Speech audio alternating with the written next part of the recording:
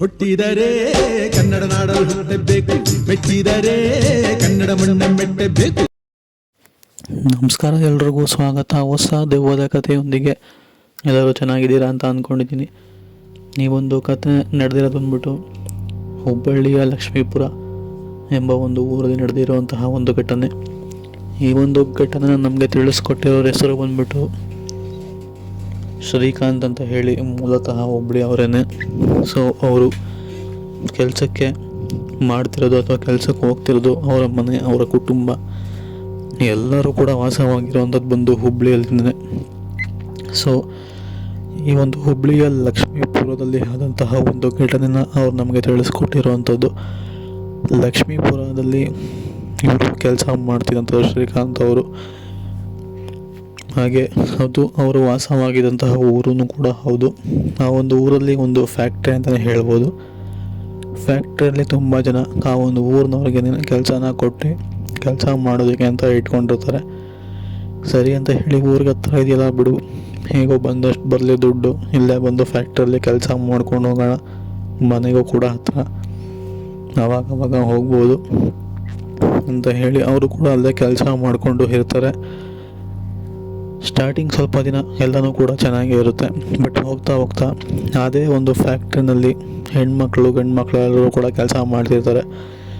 But ಬೇರೆ ಊರಿಂದ ಬಂದಂತಹ ಕೆಲವರು, ಒಂದು ಇಬ್ಬರೇನೋ, ಸೊ ಆ ಇಬ್ಬರು ನೋಡೋದಕ್ಕೂ ಕೂಡ ವಿಚಿತ್ರ, ಮಾತಾಡ್ತಾನೂ ಇರಲಿಲ್ಲ, ಯಾರ ಹತ್ರನೂ ಕೂಡ ಬಂದಾಯಿತು, ಅವರ ಕೆಲಸ ಮಾಡಿದ್ವಿ ಹೋದ್ವಿ ಅಂತ ಇರ್ತಾರೆ. ಬಟ್ ಆ ಇಬ್ಬರೂ ಕೂಡ ಆ ಊರಿನ ಹೆಣ್ಮಕ್ಳುಗಳ್ನ ಒಂಥರ ಕೆಟ್ಟದಾಗಿನೇ ನೋಡ್ತಿರ್ತಾರೆ.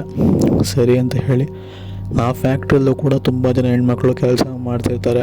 ಅವ್ರನ್ನೂ ಕೂಡ ಮೈಕೈ ಮುಟ್ಟೋದಾಗಿರ್ಬೋದು, ಸುಮ್ಮನೆ ಟಚ್ ಮಾಡ್ಕೊಂಡು ಹೋಗೋದಾಗಿರ್ಬೋದು, ಈ ಥರ ವಿಚಿತ್ರವಾಗೆಲ್ಲ ಆಡ್ತಿರ್ತಾರೆ.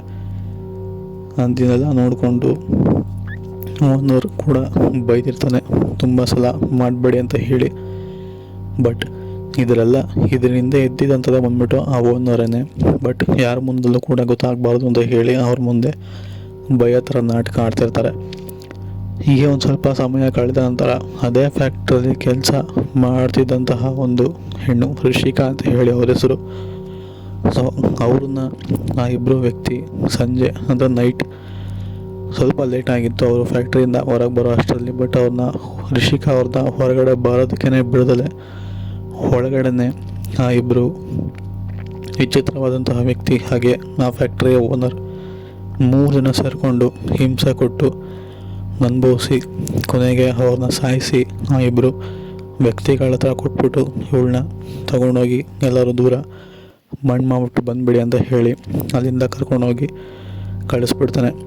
ಸೊ ಮಾರನೇ ದಿನ ಏನೂ ಆಗೇ ಇಲ್ಲ ಅನ್ನೋದು ಆರಾಮಾಗಿರ್ತಾರೆ. ಹೀಗೆ ಸಮಯ ಕಳೀತಾ ಆ ದಿನ ಒಂದು ಸ್ವಲ್ಪ ಹೊತ್ತಾದ್ಮೇಲೆ ಆ ಋಷಿಕಾ ಅವರ ತಂದೆ ಬರ್ತಾರೆ. ನನ್ನ ಮಗಳು ಬಂದಿಲ್ಲ ಮನೆಗೆ ನೈಟ್ ಫ್ಯಾಕ್ಟ್ರಿಯಿಂದ, ಅವಳು ಎಲ್ಲೋದ್ಲು ಅಂತ ಗೊತ್ತಿಲ್ಲ, ದಯವಿಟ್ಟು ಸಹಾಯ ಮಾಡಿ ಅಂತ ಕೇಳ್ಕೊತಾರೆ.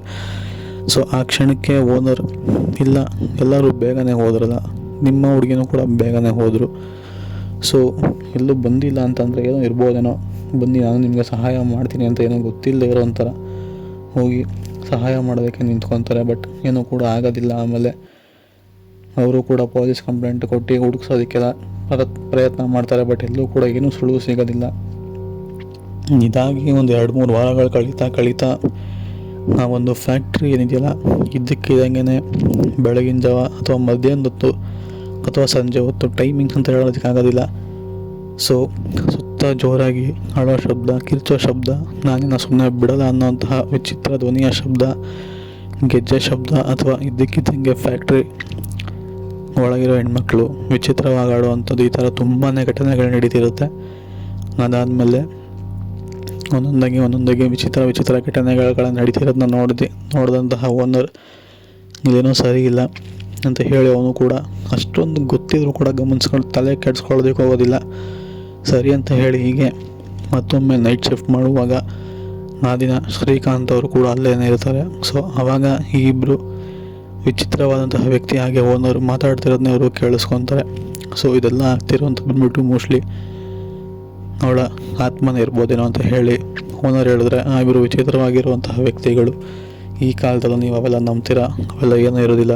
ಮೋಸ್ಟ್ಲಿ ಏನೋ ಇರ್ಬೋದೇನೋ, ಮೋಸ್ಟ್ಲಿ ಹೆಲ್ತ್ ಇಶ್ಯೂ ಇರ್ಬೋದೇನೋ, ಮೆಂಟಲಿ ಅವರು ವೀಕ್ ಆಗಿರಬೇಕು, ನಾವು ಬಿಡಿ ಅಂತ ಹೇಳಿ ಮಾತಾಡ್ತಿರೋದನ್ನ ಅವ್ರು ಕೇಳಿಸ್ಕೊತಾರೆ. ಅದಾದಮೇಲೆ ವಿಷಯ ಅವ್ರಿಗೆ ಗೊತ್ತಾಗುತ್ತೆ ಈ ಥರ ಆಗಿದೆ ಅಂತ ಹೇಳಿ. ಅದಾದಮೇಲೆ ಶ್ರೀಕಾಂತ್ ಅವರು ಒಂದು ಪೂಜೆ ಮಾಡೋಣ, ಅವ್ರಿಗೆ ಗೊತ್ತಿರುವಂತಹ ಪೂಜೆ ಮಾಡೋ ವ್ಯಕ್ತಿಗಳನ್ನ ಕರ್ಕೊಂಬಂದು ಫ್ಯಾಕ್ಟ್ರಿಗೆ ಏನಾಗಿದೆ ಹೇಳಿ ಅಂತ ಹೇಳಿ ಎಲ್ಲರನ್ನೂ ಕರೆಸ್ಬಿಟ್ಟು ಮಾಡಿಸ್ತಾರೆ. ಓನರ್ ಇದನ್ನೆಲ್ಲ ನೋಡ್ಬಿಟ್ಟು ಇವೆಲ್ಲ ಏನಕ್ಕೆ ಬೇಡ ಅಂತ ಹೇಳಿ ತುಂಬಾ ತಡೆಯೋದಕ್ಕೆ ಪ್ರಯತ್ನ ಪಡ್ತಾರೆ. ಬಟ್ ಅವೆಲ್ಲ ಮೀರಿ ಶ್ರೀಕಾಂತ್ ಅವರು ಪೂಜೆ ಮಾಡಿಸ್ಬಿಟ್ಟು ಹೇಳ್ತಾರೆ, ಇಲ್ಲಿ ಒಂದು ಹೆಣ್ಣಿನ ಸಾವಾಗಿದೆ, ಅವಳ ಆತ್ಮನೇ ಇಲ್ಲಿ ಕಾಟ ಕೊಡ್ತಿರೋವಂಥದ್ದು ಅಂತ ಹೇಳ್ತಾರೆ. ಆವಾಗ ರಿಷಿಕಾ ಅವ್ರ ತಂದೆ ಬಂದು ಇದನ್ನೆಲ್ಲ ಮಾಡಿದ್ನಿ ಶ್ರೀಕಾಂತ್ ಅವರ ವಿಷಯನ ಬಾಯ್ಬಿಟ್ಬಿಡ್ತಾರೆ. ಇವರೇ ಕೊಲೆ ಮಾಡಿರೋವಂಥದ್ದು, ಅನುಭವಿಸಿ ಕೊಲೆ ಮಾಡಿ ಅವಳನ್ನ ತೊಗೊಂಡೋಗಿ ಆಚೆ ಕಡೆ ಮಣ್ಣು ಮಾಡಿ ಬಂದಿರೋವಂಥದ್ದು, ಅವರ ಆತ್ಮನೇ ಇಲ್ಲಿ ಕಾಟ ಕೊಡ್ದಿರೋ ಅಂತ ಹೇಳಿಬಿಡ್ತಾರೆ. ಆಮೇಲೆ ಅವ್ರ ತಂದೆನೂ ಕೂಡ ಅದನ್ನೆಲ್ಲ ಕೇಳಿಸ್ಕೊಂಡು ಪೊಲೀಸ್ ಅವರು ಬಂದು ಆ ಓದನ್ನು ಹೇಳ್ಕೊಂಡೋಗಿ ಈಗ ಫ್ಯಾಕ್ಟ್ರಿ ಮುಚ್ಚಿದೆ.